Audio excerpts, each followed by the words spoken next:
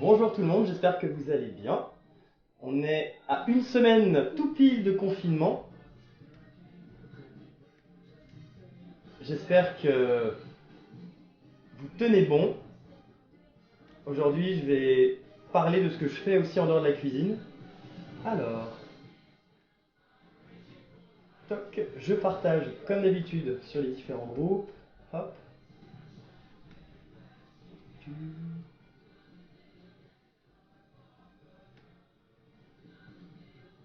Donc vous avez été encore une fois nombreux à réaliser la recette d'hier. J'ai reçu plein de jolies chouquettes. Hop. Salut Solange, salut Maximilien, salut Marie.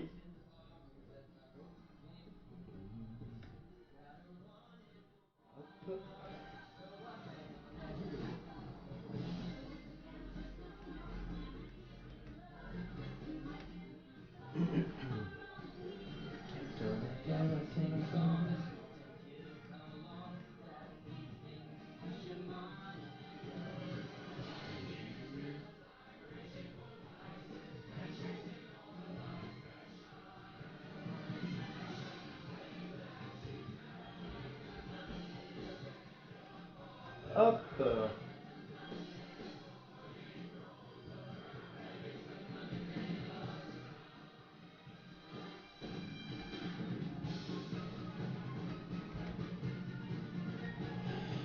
Et voilà, on va pouvoir bientôt démarrer. Donc aujourd'hui, ça va être rapide puisque ma pâte est déjà prête. Fidèle Maxime, hop, c'est bon, je suis parfait.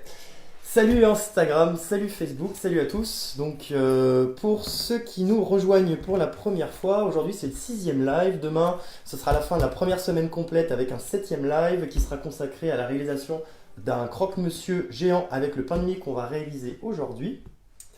Donc je suis connecté sur Facebook pour pouvoir suivre vos questions, vos réactions.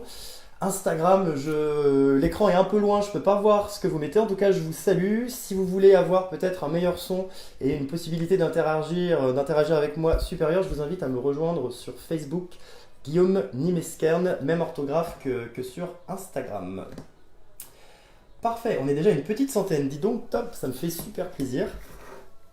Alors, avant de démarrer, du coup, je fais pas que de la cuisine, je fais pas que manger. Je me suis aussi amusé à faire germer un noyau de mangue. Donc, si vous ne savez pas quoi faire en ce moment et si vous en avez sous la main, je vous invite à regarder des tutos sur le net. Vous pouvez en fait récupérer l'amande qui est dans le noyau. Vous allez faire germer ça 2-3 semaines dans du papier sopalin imbibé dans un bocal de confiture ou dans une petite barquette. Et puis ensuite, quand vous allez avoir une jolie racine, vous allez planter ça dans de la terre et vous allez voir quelques feuilles surgir. Celui-ci va avoir un mois. Voilà. Donc pour avoir les manguiers, je pense qu'il va falloir encore accentuer un petit peu le réchauffement climatique. Avec le coronavirus, les choses reviennent dans le bon sens. Donc je pense que je peux leur dire adieu.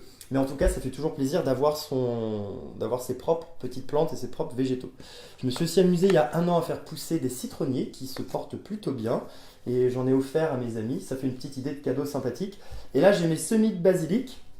Je vous montrerai en story. J'ai déjà mis une petite photo qui commence à pointer le bout de leur tête. Et ils ont pile poil une semaine. Alors, c'est parti. Je vous invite à vous laver les mains. Et on va pouvoir démarrer.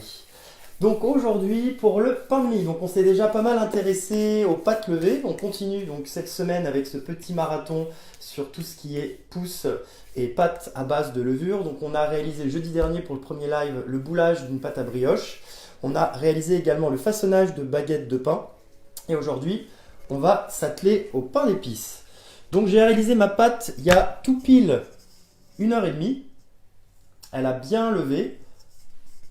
Alors, qu'est-ce qui se passe au niveau des pâtes? Donc, on va faire un petit peu de théorie. J'en ai déjà parlé jeudi. Pour ceux qui n'étaient pas avec nous, je vais reprendre ça. Exactement, mon nom de famille est Laurin. Pourquoi on avait une question? À de ces cas, je vous parlerai aussi un peu de mon parcours, parce qu'au départ, je suis ingénieur chimiste, donc a priori, j'avais rien à voir dans la cuisine. Et puis, j'ai pris, on va dire, un premier virage modéré en 2015. Et puis ensuite, j'ai continué d'aller dans cette direction pour faire de l'animation culinaire aujourd'hui. et je gère aussi tout ce qui est communication, j'aime beaucoup ça. Donc si vous entendez parler par exemple d'un concept de boutique zéro déchet, notamment sur Lyon, avec plaisir pour postuler. Tout ce qui est communication, développement commercial, accueil client, j'adore ça. Voilà. Pour revenir à notre pain de mie, on a au niveau des ingrédients donc de la farine, de la levure, un peu de sucre. J'ai utilisé moi une levure qui contenait déjà du sel, c'est ce qu'on appelle un prémix. Donc chez vous. Pain d'épices, il y a Sandrine qui s'inquiète. Pardon Sandrine, je voulais dire pain de mie, j'ai fait un lapsus. N'hésitez pas à me reprendre. Non, Sandrine, le pain d'épices, on pourra voir ça pour une prochaine fois. Je pense que je le garderai pour un mois de décembre. On verra où on en est en décembre, mais je pense que je continuerai de faire des lives probablement avec une fréquence de 1 par semaine. Voilà, vous me direz vous ce que vous en pensez. Pour l'instant, on continue sur 1 par jour. J'ai plein d'idées. Comme je vous le disais hier, j'ai une liste déjà de 10 recettes, donc on est tranquille, on a le temps de voir venir. Vous n'hésitez pas à proposer tout ça. Oui, Sandra, vive la Lorraine et son pain d'épices. Donc pour le pain de mie, j'ai de la farine, de la levure. Donc c'est une question que vous êtes nombreux à avoir posée. Pour la levure, moi j'utilise de la levure déshydratée. Si vous utilisez de la levure fraîche, vous allez utiliser pour 500 g de farine, et ça vaut pour pain, pain de mie et brioche. Pour 500 g de farine, vous utilisez 20 g de levure fraîche. Si vous utilisez de la levure sèche ou déshydratée, vous allez utiliser 20 divisé par 2, 10, 12 g. Et n'oubliez pas de rajouter du sel, 8 g de sel à peu près pour 500 g de farine. C'est l'anniversaire d'Emmanuel aujourd'hui, parce qu'il y a Jean-Guillaume qui est là. Ah oui, exact. Et du coup, Jean-Guillaume, bon anniversaire à Emmanuel. Et merci pour l'idée d'incliner notre plan de vision au format paysage. C'est ce qu'on va retenir pour l'instant. Salut Cécile, salut Stéphanie. Stéphanie, clin d'œil, celui-là il est pour toi. Voilà. Donc au niveau de ma pâte à pain de mie, j'ai de la farine, de la levure, du sel, un petit peu de sucre, un petit peu de beurre, du lait que moi j'ai remplacé par de l'eau. J'utilise très peu de lait de vache. Et pour les pâtes comme ça, il n'y a pas besoin de mettre du lait de riz ou du lait d'amande qui coûte quand même assez cher. Donc moi je vous exhorte vraiment à faire votre pain de mie ou à minima ne plus en acheter dans le commerce parce que c'est rempli de cochonneries. Vous avez vu là j'ai 5-6 ingrédients maximum naturels. Quand vous les achetez en grande surface, vous pouvez monter jusqu'à 18 ingrédients avec des additifs qui permettent une conservation forcément allongée entre autres, puisque vos pains de mie vous pouvez les garder 2-3 semaines. Ce n'est pas normal, on ne peut pas garder son pain ou son pain de mie 2-3 semaines sans moisissure. Moi je vous conseille de le faire et d'arrêter d'acheter ces cochonneries, et en plus vous allez voir ça se fait tout simplement. C'est encore plus simple que le pain et bien plus simple que les brioches qu'on a vues au début de cette semaine. Il y a Céline Marie qui dit sur votre recette, ce n'est pas écrit 20 grammes pour 250 grammes. Alors oui, la recette que j'ai utilisée, en fait, j'utilise les prémix Guy de Marle en fait, qui contiennent du sel et de la levure déshydratée. Voilà, c'est pour ça que dans la recette que je donne, il n'y a pas écrit sel parce qu'en fait le sel est inclus dans le sachet de levure. Quand vous lisez dans les recettes Guy de Marle, préparation gourmandise, pain, pizza et brioche, en fait ça veut dire qu'il y a de la levure déshydratée à l'intérieur, retenez 10-12 grammes, ainsi que 8 grammes de sel. Voilà, si ça peut clarifier les choses. Ensuite, j'ai fait ma pâte il y a 1h30. Je l'ai faite, moi, avec un robot chauffant multifonction Lee Cooking. Vous pouvez utiliser n'importe quel robot chauffant multifonction pour pétrir. Vous pouvez même adapter la recette du Club Guy de Marle avec vos robots si vous le souhaitez. Vous pouvez bien évidemment le faire avec vos robots pâtissiers type KitchenAid et Kenwood en utilisant le crochet. Et vous pouvez, dernier cas, le faire à la main. Je n'exclus personne, c'est un peu plus fastidieux. Vous allez faire bosser les biscottos. Ça marche aussi. Donc vous allez mettre tous vos ingrédients dans un cul de poule sauf le beurre, vous allez pétrir, vous allez faire ce qu'on appelle phraser ou fraiser et vous allez travailler la pâte pour lui donner de l'élasticité. Ensuite vous rajoutez les 30 g de beurre, vous remélangez et ensuite vous allez laisser pousser. C'est aussi un bon moyen d'occuper les enfants. Ici, nous n'en avons pas. Petite pensée à tous ceux qui sont en train de s'arracher les cheveux parce que leurs gosses courent partout, ils n'arrivent pas à entendre ce que je dis. Je pense bien à vous. Donc, je parlais d'élasticité, j'en parlais l'autre fois pour la brioche et pour le pain. Quand on travaille les pâtes levées, ce qui se produit en fait, ce sont nos levures qui, elles, sont vivantes. Les levures vont consommer une partie du sucre qu'on ajoute, ainsi que les sucres complexes qui vont se former grâce à un tout un tas d'enzymes et de réactions chimiques qui se produisent dans la pâte, vont former du CO2 ainsi que d'autres composés. Le CO2 étant un gaz, en fait, ça fait gonfler la pâte. La pâte étant élastique grâce au gluten qui est contenu dans la farine, j'obtiens un réseau gluténique qui va emprisonner le CO2 dans une certaine mesure. C'est ce qui fait que ma pâte peut doubler, tripler, quadrupler de volume et c'est ce qui va en fait donner ce côté mie, ce côté moelleux. Plus le côté gustatif où on va retrouver en fait par travail des levures ce petit goût caractéristique de fermentation qui est personnellement délicieux, surtout pour la brioche.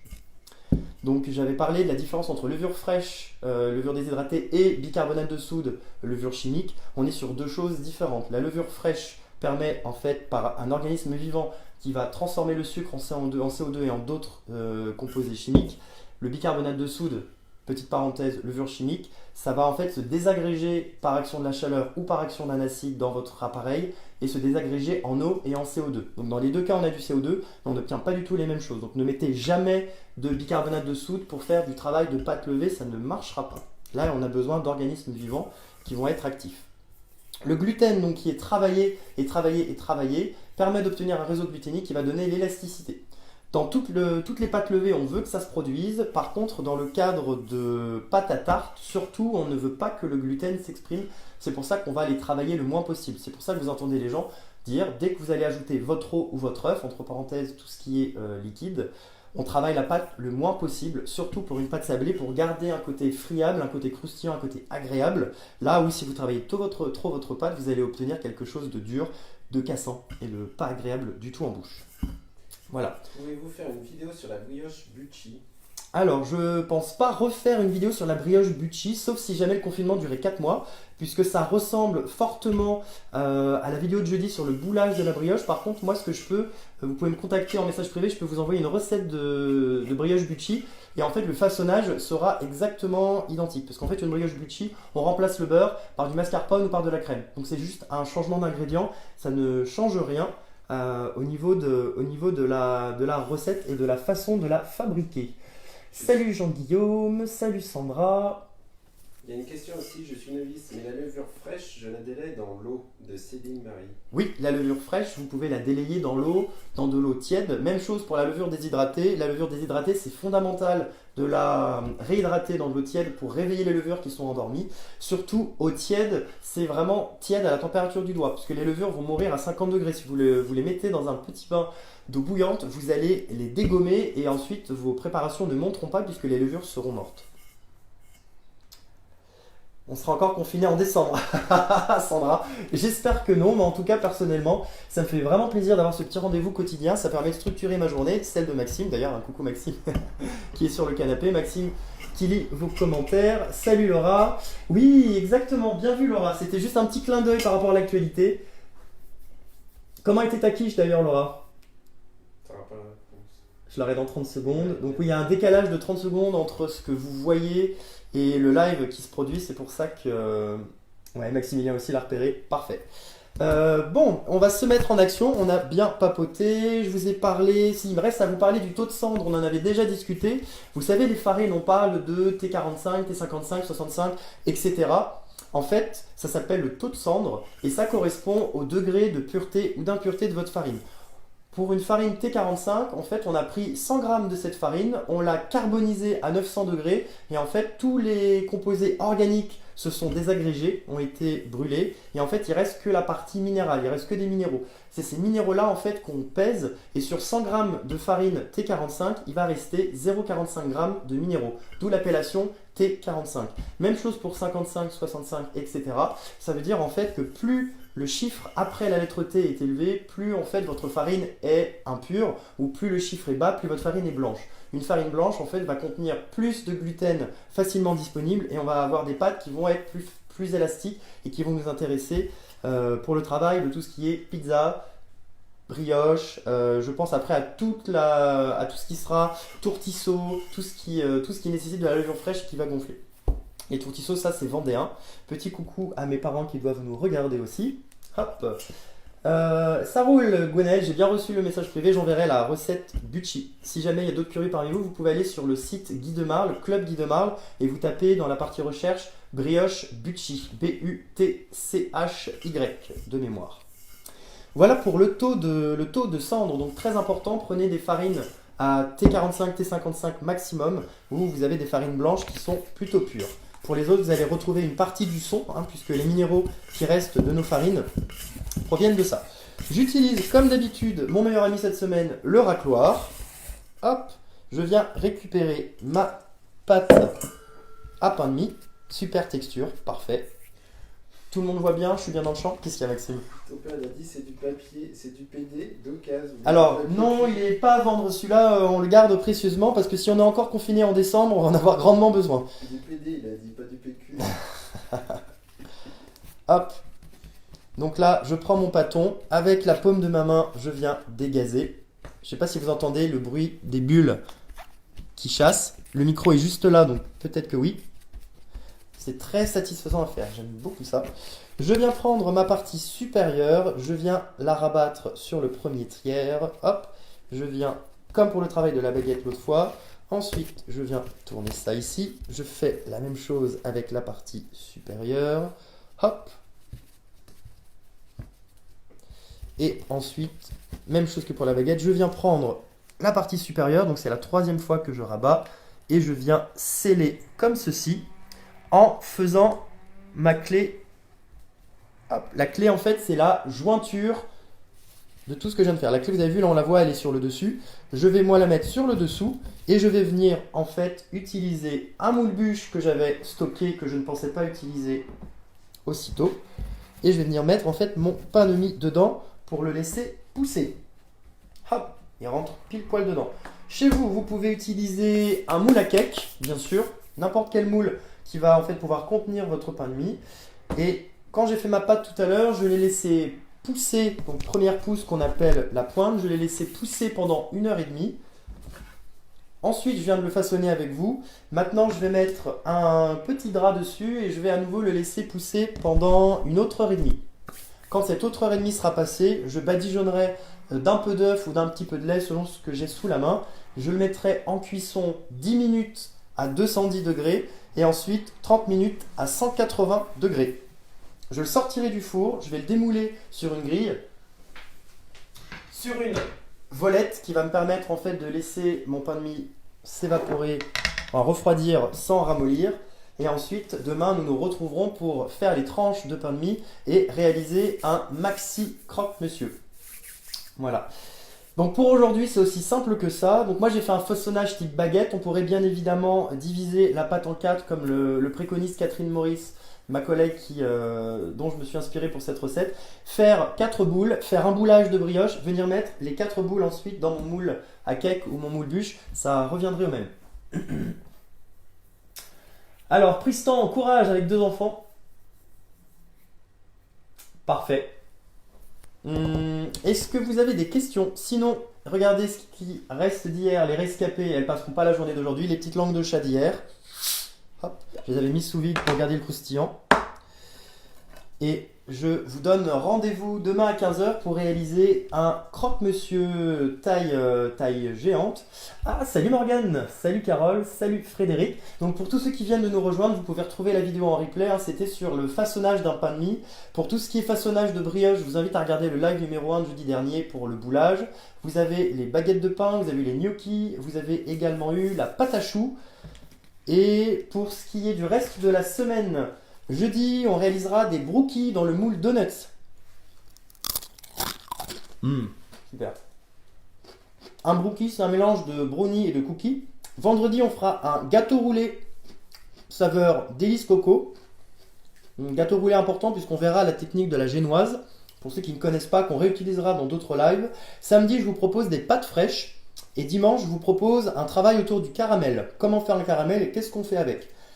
Lundi des pims, mardi des coques en chocolat, mardi des fonds de tartelettes, mercredi des tartelettes citron meringuées et le jeudi d'après un dalle de lentilles pour refaire un petit peu de salé. Si vous avez des demandes particulières, n'hésitez pas. Salut Nicolas, j'espère que tu vas bien. Oui, effectivement, CPE Power. Merci, j'espère que toi aussi tu vas bien. Si tu veux me dire en message ce que tu fais, ça sera avec plaisir. On pourra échanger. Salut Myriam. Exact. Parfait. Et oui Karine, rien ne t'échappe, que ce soit les dates de péremption de mes levures ou les éléments de décor qu'il y a derrière que je vais m'amuser à faire varier. Écoutez, je vous dis à demain, 15h. Prenez soin de vous. Pétez pas un câble en étant confiné et n'hésitez pas à m'envoyer des photos de tout ce que vous allez réaliser, que ce soit des choses qu'on a faites ensemble ou d'autres recettes que j'aurai plaisir à prendre, dont j'aurai plaisir à prendre connaissance. Allez, à bientôt!